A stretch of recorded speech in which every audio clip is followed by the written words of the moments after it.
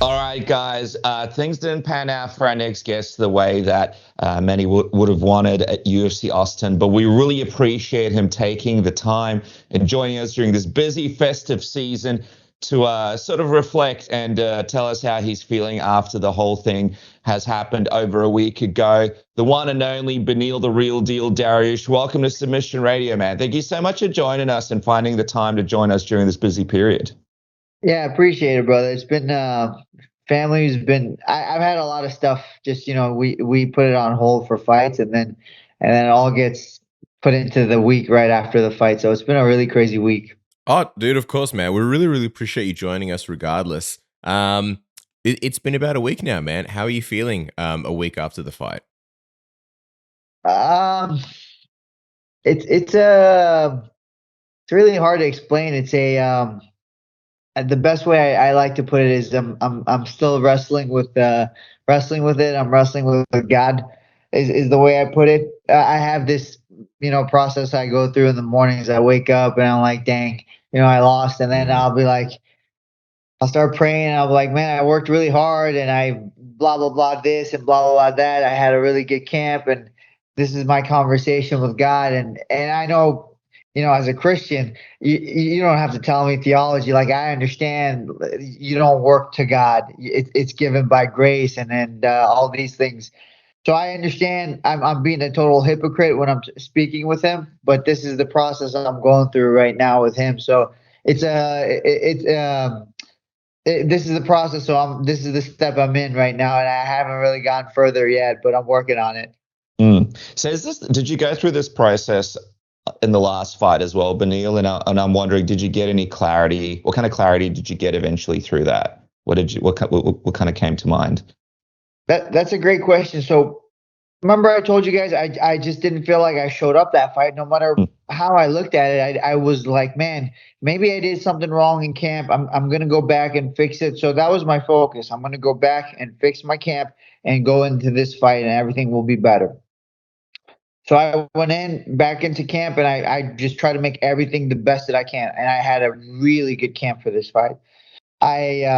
Great weight cut, great conditioning. Everything I did was like solid. My sparring looked great. So then I got to the fight, and I didn't show up again. So now it goes from, is it an issue of not showing up to an issue maybe I don't have it anymore. So that's kind of, I guess that's the difference between this fight and the last fight.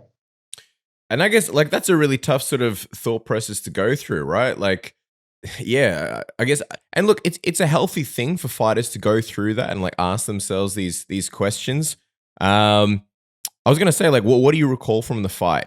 What's the big thing that sort of comes to mind? My goal was to work on start out with good defense, hands up, which I had my hands up. It just the knee went through. Work my kicks, kind of just wear them down in the first round. That was the goal, and I only remember throwing a couple of kicks and then working on some double jabs, and that's about it. Some feints in there too. Obviously, I watched the fight, but I really just remembered the kicks and the double jabs that I was working. So I remember, the last fight before this one, you said, I wasn't really feeling, there was something off, I wasn't really feeling it. But going into the octagon, I mean, you looked in amazing shape. When you were walking into that octagon, did you feel like the Beneil of old, or was it that feeling again when you stepped? Yeah, I felt really good. I felt like it's like, let's do this. I felt like this was going to be a good one, but it wasn't. I was gonna say, like, to your question about like whether something was off or whether you still have it, like, how do you even figure something like that out? What does that process look like? And I know it's like super super fresh. It may take weeks or months, but like, what would that process even be like?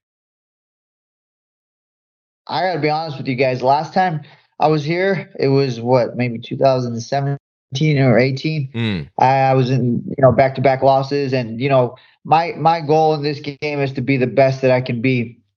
And I just remember spending a lot of time in prayer and like trying to figure out if I was done back then. And I'm kind of in the same spot right now. I'm just trying to figure out, like, do I go forward or am I done, kind of deal, right? because I'm not trying to be like a 50-50 fighter or even a top 10 fighter. I'm trying to be number one in the world. I want to be the best, and I'm not going to settle for anything less than that. So, yeah, I guess just that's how I deal with it. I go back to prayer and see what the Lord kind of shows me. Last time I had a lot of issues physically with my neck and just I said I would solve those issues and then go back into the octagon and see how that goes, and I did that, and I had a big change in my performance. It was I went from being 0-3 to 0-3 to like 8-0. So the neck made a big difference. But this time I don't have any like health issues. My neck is pretty good overall. I don't have any issues with it. So it's a different spot I'm in than I was back then. Yeah, you're talking about, so people don't realize this because you've been on this awesome winning streak for such a long time, but you did have a small moment in your UFC run where you lost to Barbosa via stoppage. You had the draw with Evan Dunham, and then another stoppage loss to Alex Hernandez.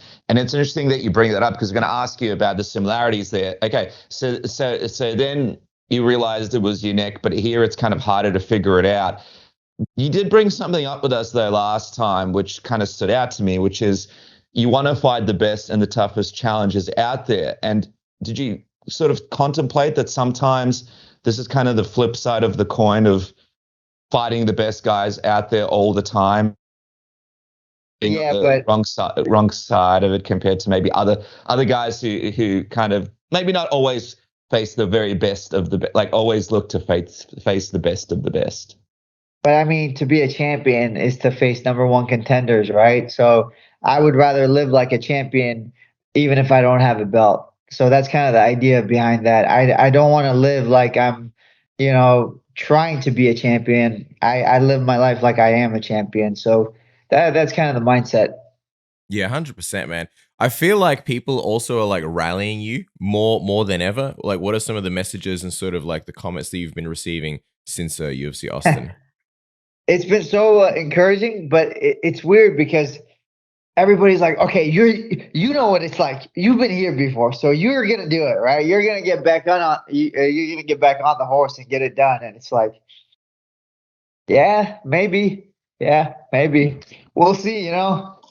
You put up a post on social media about the relationship you and your coach Rafael Cordero have had for over 15 years now. I'm curious, what has he told you? What kind of conversations have you had with him since the fight? He's more worried about my health. He's right now, like, he's just like, hey, don't train, take time off. I know you want to train, but please don't do anything. I don't want to see you in the gym kind of deal. That's kind of been his thing. And I guess that's the interesting thing, right? You and Rafael, you guys have had such a long lasting relationship. What about your family and your friends, Beneil? What has their reaction been like? I know you've had a lot of catch-ups with them over the past week. I can't imagine it's too easy. Maybe some of them are a little bit concerned as well. Have you had a similar reaction from them as well?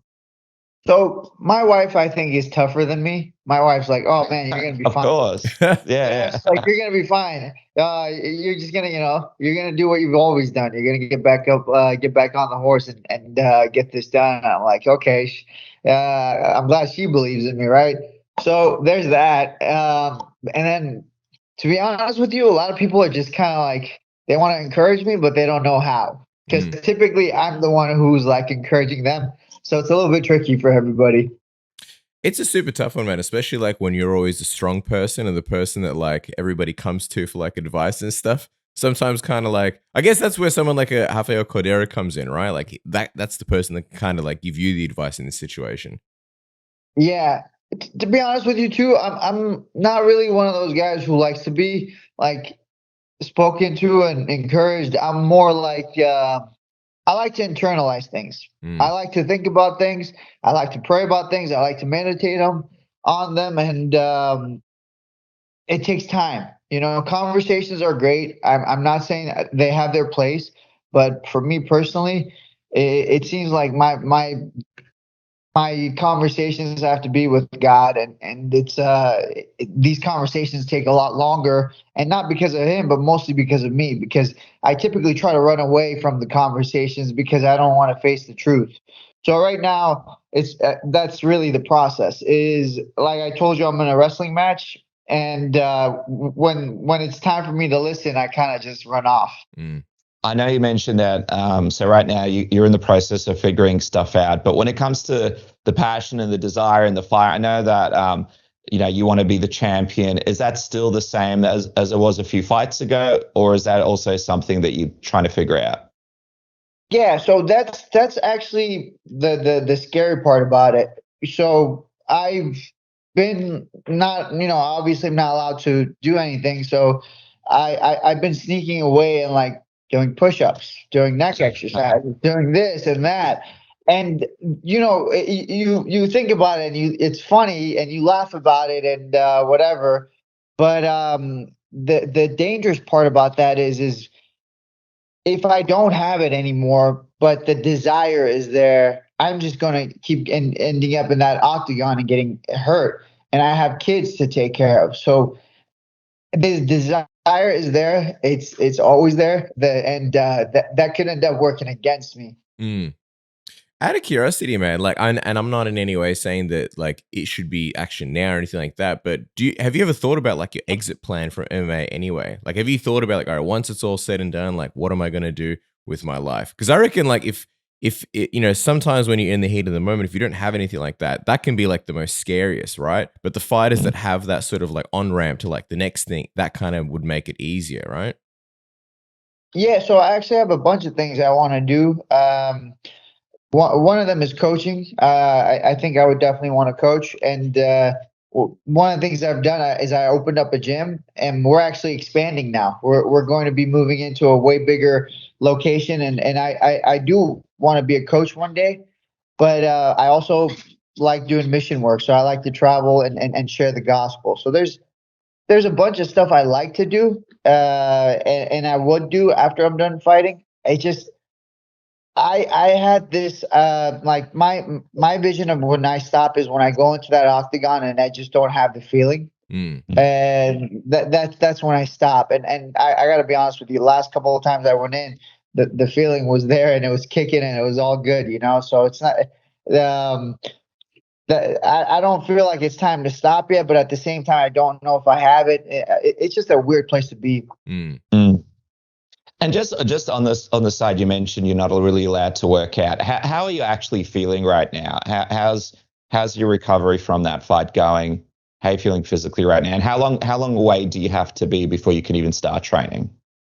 So typically when I've had concussions, I have like symptoms like headaches and just kind of forgetful. You think you send text, you don't. Sometimes that happens.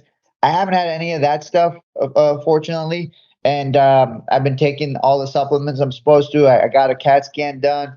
I did everything I'm supposed to. I'm supposed to get in the hyperbaric chamber. I've been kind of lazy on that, but I don't really have anything serious in terms of symptoms that I can tell. My face hurts a little bit from the knee, but besides that, I don't really have an issue. Mm. The actual sequence itself was one that sort of came out of nowhere. Like Arman obviously threw the knee, and then there was the follow up punch. It happened so quickly. Like it's one of those things, and I'm not trying to make excuses, but it's one of those things. Like something like that could have caught anybody. I'm wondering, if you spoke to Arman or saw him after the fight in general. No, I didn't get a chance to see him. Interesting thing is, I studied his tapes. I never really saw him throwing knees. So that was that definitely threw me for a surprise, I guess you would say, because I watching his fights, he threw a lot of kicks and he would throw elbows from the clinch, but I never really saw him throw knees that way, like in a Thai style clinch. So, credit to him. Definitely changed up his style and it worked. Yeah, 100%, man. Just super, super quickly, if you are looking to change up your style, especially when it comes to below the waist grooming, look for the best, which is Manscaped. They've obviously just released the Lawnmower 5.0, the fifth generation of the best personal grooming tool in the world. It's got two next generation blades, a standard trimmer blade for taking a little off the top, and a new foil blade to go for that ultra smooth finish wherever your heart desires. They've got you covered ahead of these holidays, this Christmas. You can get a gift for yourself or your loved ones at the Performance Package 4.0, where you get the Lawnmower 5.0 Ultra Body Trimmer and the Weed Whacker 2.0 Nose Hair Trimmer with the proprietary advanced skin-safe technology to protect your delicate parts anywhere. They're also waterproof. They also come with the Crop Soother Aftershave Lotion and the Crop Preserver Anti-Bald Chafe Deodorant. Once they touch your sack, it is absolutely heaven. And then, of course, you got the free gifts with the Manscaped Boxers 2.0 Premium Underwear and the Shed 2.0 Toiletry Bag. Manscaped looking after your boys, and you can get it as a gift for yourself or a gift for anybody, making your Christmas shopping 1,000 times easier. Isn't that right, Dennis? That's right, man. And support the program to use the code word submission. Get 20% off and free shipping now. And then lastly, of course, our good friends at Fanzo, having you covered as far as what venues or pubs in your area are showing the fights. You want to watch the pay-per-view? Do you want to pay for the pay-per-view, or do you want to watch it for free? Maybe have a cheeky pint, have a meal, hang with your mates, hang with your missus. Well, the best thing to do is get the Fanzo app, because all you got to do is punch in the event that you're looking for, which is UFC 296, and then it shows all the pubs and venues in your area showing the fights. You get all sorts of interesting details, like how many screens are in the pub, is there commentary, do they have Wi-Fi or not, is there a projector, are they TVs, is there a beer garden, is it pet friendly? And with one touch of a button, you can punch in the location in your maps, you can call them, you can make a booking, you can go on their website. Whatever you like, fans are just making your life easy. Oh, and it's of course free. Isn't that right, Dennis? If Bear Grylls is trying to find a pub in the wilderness, he'd be using Fanzo. It's the best venue finder out there. Click the link in the description and make sure to find the perfect place to watch UFC 296. But Beneil, just going back to you, obviously you're in this process. You'll take your time. You'll figure things out. You'll see how you feel. I'm guessing you're getting a lot of fans that are hitting you up. Would I be right? Do you have fans hitting you up being like, oh, Beneil, like, this next fight would be sick? Because there's so many guys in the division people want to see you fight, especially now. You know, I feel like you're at the peak of your popularity and people just want to see you in there. Have you had people being like, Beneil, like Rafael Fiziev, or like Close, he's trying to call you out for a rematch, or like I'd love to see you to fight Paddy Pimblett if he beats Tony Ferguson, or like any of the like 1,000 fights in the division that people would love to see you have? Shoot, I've been I haven't really been on social media too much, just because I don't normally spend too much time there. But I saw the Close thing as far as the rematch. Doesn't really get me too excited, but if the UFC calls me for it, sure. Someone mentioned Dan Hooker, and I he called me out a while ago. If that's what the UFC calls, sure. Dan Hooker, I think, is a great fighter, and he's got a great history in the UFC. I honestly, I don't really know. Maybe Patty. I don't know if that's an option for me. I really don't know. Fighting's weird. I always want to fight guys in front of me and guys ranked higher, and but I'm not in that position right now. So if it's someone behind me, then that's what. If those are some of the names, then those are some of the names. I trying to think who else is there. Maybe obviously Dustin Poirier is still not an option, I don't think, but maybe he'll change his mind since there's the UFC 300 coming up, and I don't think he has anyone available. Who else is there? Fiziev is injured, right? Because Fiziev is somebody I really want to fight. I saw he's back at training camp in Thailand. I wonder how long till he's back doing this thing. You forgot to mention Conor McGregor. Obviously, you versus Conor McGregor, UFC 300. Come on, Beneil. Yeah. Come on, we'll try to keep it at the headline level right here. Come on, let's go. Oh man, Conor's is definitely. Conor would be an interesting name. Just because how popular he is, and if the UFC wants it, I'm not in a position to pick. I feel like before I just wanted to fight for the belt and fight the toughest guy, but right now I'm not in a position to tell the UFC who I want to fight anymore. Actually, you know what? Is it Benoit? St. Denis? Is that how you say it? Am I saying it correctly? I always get confused between Benoit and Benoit, but we'll definitely say it's one of those. It depends which region. It depends which region. If it's Benoit, I'm sorry, brother. Sure. I'm not trying to butcher your name, but that's another option. I've seen a couple of his fights, and I think he's actually really impressive. So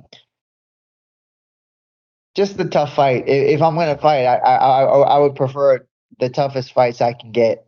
I mean, to be honest with you, like, it's impressive that you're even happy to list names. You know what I mean? Like, sometimes we just kind of throw it out there and just, gauge how people are feeling. It's only a week after UFC Austin, so I feel like you're still in that processing stage. So the fact that you're even willing to talk about names is impressive in of itself. What I'm wondering though is, like, you've got this process that you're going to go through and sort of, figure out where you're at, I guess, mentally and then physically, and like what you want to do moving forward. And I guess there's going to be certain things that you'll do in the gym to sort of test yourself, et cetera, and conversations with your coach. So what is the timeline like looking for you now? And again, I realize this is like literally just a week after the fight, but it almost does seem like you want to fight already. What like, you've got Christmas around the corner, so I'm sure you'll take time to just, give back to the family and stuff like that. But what's sort of like a rough timeline for this kind of process for you? So a couple of things my coaches are asking me, since I've had back-to-back concussions. They want me to take a good amount of time off, and they haven't really told me exactly how long that is. But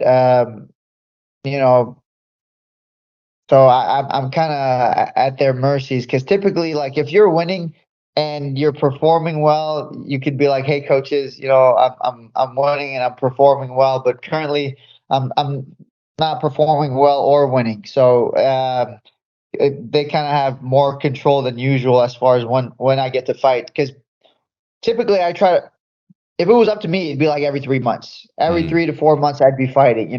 Especially if I could do a good job cutting weight, I'd be fighting every 3 to 4 months. But it's not up to me. The coaches have a lot. I would say they have the final say, because I put my life in their hands. So it just depends on them. Honestly, if it was up to me, I would like to be back February or March, but I think it's going to be a little bit longer than that. I was going to say, how do you feel about it? Because, like, if I'm in your shoes, you probably like, listen, I want to test this out as quick as possible. I want to see where I'm at. But it's kind of a position where it's like you're going to have to delay gratification, so to speak, right? Yeah. And like I said earlier, man, I just want to know if I still got it. Like, that's like my biggest thing, because it's one thing to go into the training room and perform really well. It's another thing to go into that octagon and perform really well. And if I don't have it, I need to know, so that way I can find a way to put my energy into something else and move forward like that. Because there's no point if I can't be the best.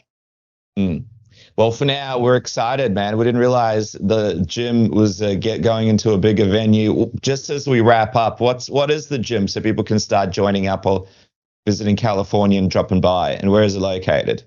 Yeah, I really appreciate it, guys. So we're currently in Anaheim. We're called Kings MMA Anaheim, and we are a small gym, about 2,500 square feet. And we work really hard there. We have a lot of good coaches, a lot of good fighters, and we're moving to a location that is going to be 10,000 square feet. Ooh. And yeah, thank God, man. We've needed this place for a while. We've been running into each other, and I almost actually blew out my knee one time because our gym was so small. Yeah, I can even send you guys that video. It was from a while ago, but it was so packed. So it's moving into a bigger location, more space, possibly going to have some coffee and juice bar, stuff like that. Nice. It's super exciting. It gives me something to focus on while I recover, but at the same time, I wake up in the morning thinking about fighting. I don't wake up in the morning thinking about bigger gym, unfortunately. That's just the way I'm built. I think I wake up in the morning thinking about coffee and juice bars, so we'll be there whenever we can. And by the way, UFC coming down to Anaheim soon as well, UFC 298. So hopefully, I don't mean to do the marketing for you here, but hopefully, if things are ready, let's get a few of the fighters in there working out. Beneil standing in the back with a nice juice, going, this juice is so refreshing and relatively reasonably priced. February, right? Yeah. Because the last time I fought in California and in LA, it was at the Forum, and I fought James Vick. Oh wow! What a homecoming that would be, to fight in Anaheim. It's a 5-minute drive from my house. The the Angel Stadium or wherever we're supposed to be at, the Honda Center, wherever it is.